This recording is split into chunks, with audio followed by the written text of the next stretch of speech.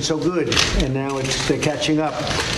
We have 7 of the 28 countries are currently current, and the rest are trying to catch up, and they will catch up, and some of them have no problems because they haven't been paying and they're very rich. But we're looking at the 2% of GDP level, and at some point I think it's going to have to go higher than that. I think probably it should be higher, but we're at a level of 7 out of the 28. The United States pays for a very big share of NATO, a disproportionate share. But the relationship with NATO has been very good. The relationship with the Secretary General has been outstanding. And I think tremendous progress has been made. If you look, in fact, you showed me this originally yourself. If you look at the charts and the different things, you go back 10 and 15 years, and it's a roller coaster ride down in terms of payment. And since I came to office, it's a rocket ship up. We've picked up over $140 billion of additional money, and we look like we're going to have at least another $100 billion more in spending by the nations, the 28 nations. We're going to have, and that's exclusive of the United States, we'll have another $100 billion more by 2020 or a little bit into 2020. So tremendous progress has been made, and NATO is much stronger because of that progress. And Mr. Secretary General, it's a great honor to have you with us at the White House. Thank you. Thank you very much. Thank you so much, Mr. President, and once again, thank you for hosting me and my delegation once again in the White House. And it's great to be back, great to see you, and thank you for your strong commitment to NATO, to our alliance, and to our transatlantic bond, and especially for your very strong leadership on burden sharing, because as you just mentioned, after years of cutting defense budgets, NATO allies have now started to invest more. And by the end of next year, they will have added 100 billion more into their defense budget since you took office. And that helps. And it proves also that NATO is a strong alliance. We have increased the readiness of forces. We have stepped up in our joint fight against terrorism, and we are investing more. So actually, North America, United States, and Europe, we are doing more together now than we have done for many, many years.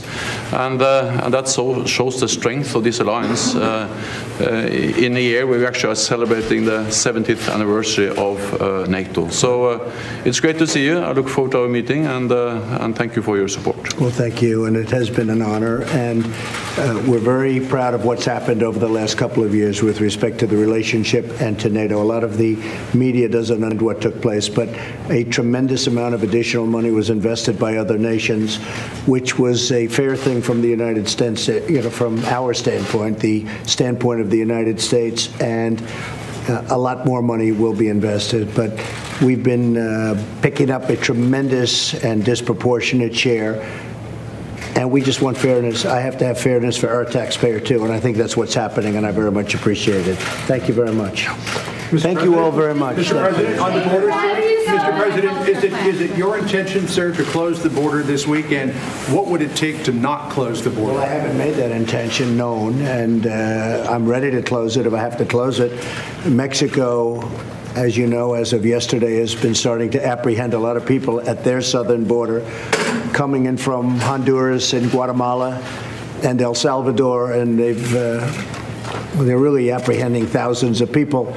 And it's the first time really in decades that this has taken place, and this should have taken place a long time ago. You know, Mexico has the strongest immigration laws in the world. There's nobody has stronger. I guess some have the same, but you can't get any stronger than what Mexico has. And we don't want people coming up, making that very dangerous journey and coming in. Our system is absolutely maxed out. And Border Patrol has done an incredible job, but the system is absolutely maxed out. And it's a very unfair thing. So Mexico has, as of yesterday, made a big difference. You'll see that because few people, if any, are coming up, and they say they're going to stop them. Let's see. They have the power to stop them. They have the laws to stop them. And what we have to do is Congress has to meet quickly and make a deal. I could do it in 45 minutes. We need to get rid of chain migration. We need to get rid of catch and release and visa lottery, and we have to do something about asylum. And to be honest with you, I have to get rid of judges. Every time and you won't even believe this, Mr. Secretary General. You catch somebody that's coming illegally into your country, and they bring them to a court. But we can't bring them to a court because you could never have that many judges. So they take their name, they take their information, and they release them. Now, we don't release too many. We keep them. It's called catch and keep. But you don't have facilities for that. But you have to bring them through a court system. If they touch your land, 1 foot on your land, welcome to being Perry Mason. You now have a big trial. So what they've done over the years is they release them into the United States, and they say, come back in 4 years for a trial, and nobody comes back. I guess 1%, 1 to 2% on average come back, and nobody can understand why they come back. They're the only ones that come back. It is the worst, dumbest immigration system in the world. The Democrats could change it with one meeting. Everybody would agree. But they don't want to change it because they don't want to give the Republicans a victory. They don't want to change it because they want open borders, which means crime and lots of other things coming in, including drugs. So we'll see what happens. I think the Democrats today, I spoke to a couple of them, and all of a sudden they're changing because they're seeing it really is a crisis. It is a national emergency on the border. And let's see if they can do it. But I want to thank, it's a very short period of time because for years this should have been done. But Mexico is now stopping people coming, very easy for them to do, stopping people coming in through Mexico. Let's see if they keep it done, if they keep doing that. Now, if they don't, or if we don't make a deal with Congress, the border is going to be closed, 100%. And this should have been done by other presidents. So many things should have been done by other presidents. But if we don't make a deal with Congress, or if Mexico, and probably you can say and/or, if Mexico doesn't do what they should be doing, they shouldn't have people coming into their country either. This is their southern border that they have to protect. Then we're going to close the border. That's going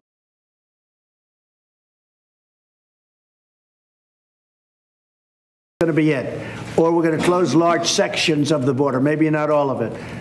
But it's the only way we're getting a response, and I'm totally ready to do it. And I will say this, many people want me to do it because we're being abused by a bad legal system that was put in by Democrats and that has to be changed. And it can be changed in 45 minutes if they want to change it. Let's see what they do. Yes, Steve. Do you worry about the impact on the U.S. economy by closing the border? Sure, it's going to have a negative impact on the economy. It's one of the biggest trade deals in the world that we've just done with the USMCA. It's a very big trading partner. But to me, trading is very important. The borders are very important. But security is what is most important to me. I have to have security. This is what this gentleman is all about, to my right. And we're going to have security in this country. That's more important than trade. Hey, all you hear me talking about is trade. But let me just give you a little secret. Security is more important to me than trade. So we're going to have a strong border, or we're going to have a closed border. And, you know, when we close that border, we will stop hundreds of millions of dollars of drugs from coming in because tremendous amounts of drugs come through our southern border. And so that's one of the benefits. So I'm totally prepared to do it. We're going to see what happens over the next few days. It sounds like Mexico's doing enough to keep you from immediately closing the border, though, from what all their apprehensions. Well, they made a big step over the last 2 days. Look, they are apprehending people. You see how many they are, a lot. It's a lot of people. And the fact that they're doing that means fewer people are going to come. But, you know, we pay hundreds of millions of dollars to Honduras and Guatemala and El Salvador as a combination. And what do? They don't do anything for us. You know, it's supposed to be money well spent. I understand the reason for it, but that money doesn't get there. So we're giving hundreds of millions of dollars to these three countries. And the money's not going to where it's supposed to be going, number one. Number two, they're taking advantage of the United States, and they have been for many years. So I cut off the payments yesterday. I know what the payments are supposed to be for. They're supposed to be to help so that they don't have this problem. But they don't do that. The money is gone. It's not spent properly. And they arrange, I mean, the thing that bothers me more than anything, they arrange these caravans. And they don't put their best people in those caravans. They put people in there that you don't want to have in the United States. And we're not going to have them in the United States. It's very simple. It's very, very simple. Mr. President, why is the delay in a vote on health care? Mr. President? Are we happy with Stoltenberg as a leader of NATO? Say it. Why are we happy with Stoltenberg as a leader of NATO? I think he's been a terrific leader. And I can just say during my time, so it's already amazing, 2.5 years. But we got along really well, and he made his first statement about it was, we had our first meeting, and I think I got them to put up the other countries, respectfully, 27 countries, put up the other 27, $64 billion. $64 billion. That's a lot of money. And he went out and he said, what a great job he did. A lot of people don't like giving credit. Like the media never gives me credit, but he gave me credit. Now we're up to way over $100 billion, and it's going to be a lot higher than that by the end of 2020. But I appreciate the job he's done. He's done an excellent job. And when it came time to renew, because a lot of people wanted that job, it's a great job. I mean, it really is. But a lot of people wanted it, but I had no doubt in my mind who I wanted. Mr. President, on healthcare, why push the vote until after the election? U.S. out of NATO? People are paying, and I'm very happy with the fact that they're paying. Yeah? What kind of security threat do you think Russia poses to NATO? I hope that it's not going to be a security threat. I hope we have a good relationship with Russia and with, by the way, China and everybody else. But I think the fact that we have NATO, and NATO is a lot stronger since I've been president, would you say that's correct? We've taken a lot more money. And Allies is investing more, and that provides the new capabilities we need to maintain credible deterrence and defense for all NATO countries. But I think we'll get along with Russia. I do believe that. Mr. President, on healthcare, why are you pushing a vote on a healthcare replacement until after the 2020 election? Because I think we're going to have a great healthcare package. I think the Republican Party will become the party of healthcare. I see what the Democrats are doing. It's a disaster what they're planning, and everyone knows it. You're going to lose 180 million people under private insurance. And I think really very important, Obamacare has been such a catastrophe because it's far too expensive. Of course, the people, so much they can't afford it. And of course, the premiums are very high, $7,000 to $8,000 on average. So you have to spend over $8,000 before you even hit. So Obamacare has been bad. So if we get back the House, and on the assumption we keep the Senate and we keep the presidency, which I hope are two good assumptions, we're going to have a phenomenal health care. Did Mitch McConnell ask you to delay this? No, I wanted to delay it myself. I want to put it after the election because we don't have the House. So even though the health care is good, really good, it's much better than when the plan comes out, which we'll be showing you at the appropriate time. It's much better than Obamacare. So when the plan comes out, you'll see it. It's possible the Democrats would want to do it. I mean, it's much better for the people, but I'm assuming they won't because the Democrats never do anything that necessarily is going to be anything other than political. So what happens is we'll go through the election. We have a very good chance at retaking the House, and we have a very good chance at keeping the Senate, and I think we will keep the Senate. And I think we're going to keep the presidency, and we'll vote in the best health care package we've ever had. Mr. President, tomorrow. What do you think NATO has accomplished in 7 years? I think many things they've accomplished, but I think they also really stand for a signal of truth and of strength. And we have a great leader. Mr. President. I'll be talking about Germany. I always talk about Germany. I mean, Germany, honestly, is not paying their fair share. I have great respect for Angela, and I have great respect for the country. My father is German, right? Was German, and born in a very wonderful place in Germany. And so I have a great feeling for Germany, but they're not paying what they should be paying. They're paying close to 1%, and they're supposed to be paying 2%. And the United States, over the years, got to a point where it's paying 4.3%, which is very unfair. And the U.S. GDP, especially under me, because the GDP has gone up so much, because it's 4.3 of a much larger GDP. So we're paying for a big proportion of NATO, which basically is protecting Europe. So we're protecting Europe. At the same time, they've taken advantage of us on trade. So we have the best of all worlds. We're protecting countries that have taken advantage of the United States on trade. But it's all changing. It'll take a little while, but it's all changing. Mr. President, there is going to be a vote in the House Judiciary Committee tomorrow whether or not to authorize subpoenas to demand an unredacted version of the Mueller report and all of the background materials. If they do vote out the authority for subpoenas, will the White House fight those? Well, I think it's ridiculous. We went through 2 years of the Mueller investigation. We have, I mean, not only that, you read the wording, it was proven. Who could go through that and get wording where it was no collusion, no nothing? So there's no collusion. The Attorney General now and the Deputy Attorney General ruled no obstruction. They said no obstruction. And so there's no collusion, there's no obstruction, and now we're going to start this process all over again? I think it's a disgrace.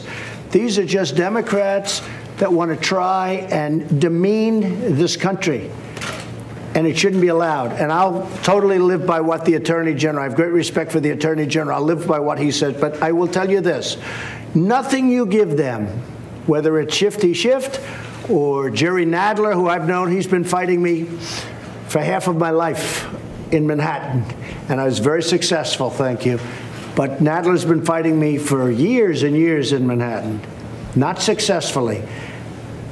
I will tell you, anything we give them will never be enough. What about the fact we could give them, it's a 400-page report, right? We could give them 800 pages, and it wouldn't be enough. They'll always come back and say, it's not enough, it's not enough.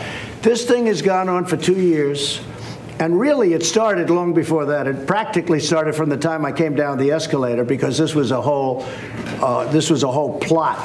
Whether you want to use the insurance policy as a time frame, this was an insurance policy just in case Hillary Clinton, loses. Well, she lost, and she lost big.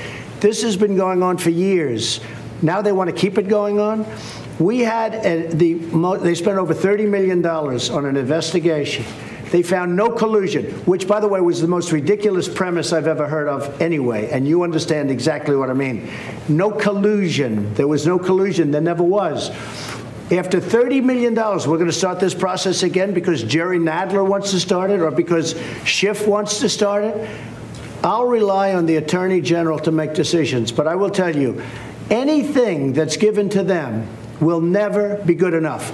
You could give them the more documents that they've ever seen, and it would never be good enough. So I think it's somewhat of a waste of time. This is just politics at a very low level. What about the fact that Congressman Nadler opposed the release of the Starr report in 1998? Well, that's a good thing. It's very nice that you bring that up. The fact is that Jerry Nadler was on the opposite side of this, and he thought it was a disgusting, terrible thing to even think about giving the Starr report, but now we should give the Mueller report. And actually, the Mueller report is actually much tighter because the Starr report went to Congress. The Mueller report goes to the Attorney General. So there's a big difference. They made that because the Starr report got out of control with respect to going to Congress, because I guess lots of people had it that maybe shouldn't have had it and did bad things with it. So now they limited it to the Attorney General, and they did that specifically for that reason. So Jerry Nadler thought the concept of giving the Starr report was absolutely something you could never do. But when it comes to the Mueller report, which is different on our side, that would be something that he should get. It's hypocrisy and it's a disgrace. I will say this, look, there was no collusion, there was no obstruction, they were very disappointed. I don't know what they were thinking, because they all know. I guarantee you they go into a room between Nadler, Schiff, and the group, and they laugh like hell at how they've kept this thing going for 2 years. They laugh like hell. And I hope that this investigation now, which is finished, it's totally finished, no collusion, no obstruction, I hope they now go and take a look at the oranges of the investigation, the beginnings of that investigation. You look at the origin of the investigation, where it started, how it started, who started it, whether it's McCabe or Comey or a lot of them. Where does it go? How high up in the White House did it go? You will all get Pulitzer Prizes, okay? You're going to all get Pulitzer Prizes. You should have looked at it a long time ago, and that's the only thing that's disappointing to me about the Mueller report. The Mueller report, I wish, covered the oranges, how it started, the beginnings of the investigation, how it started. It didn't cover that, and for some reason, none of that was discussed. Now, if you look at the IG report, it's very serious. Now, we have another IG report coming out, hopefully very soon. And I think you're going to learn a lot. But you should look at the beginnings and where it started, the whole situation, because this has been a very, very bad thing for our country. The question was asked before about Russia, about Germany, about all of the different things that you and I discuss so often. This has been a very bad thing for the United States. It's been a total waste of time. But what hasn't been a waste of time is some very bad people started something that should have never been started. And I hope that's going to continue forward, because people did things that were very, very bad for our country and very, very illegal. And you could even say treasonous. Okay? Thank you very much.